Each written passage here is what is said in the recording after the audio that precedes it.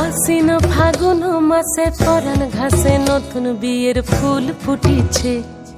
উথালি পাথালি মনে আলতা কোণে নতুন বিয়ের ফুল ফুটিছে।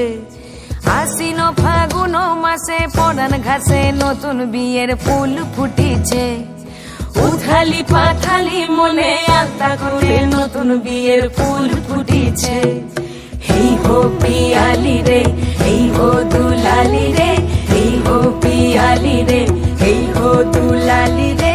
আসিল ফাগুন মাসে পরাণ ঘাসে নতুন বিয়ের ফুল ফুটিছে।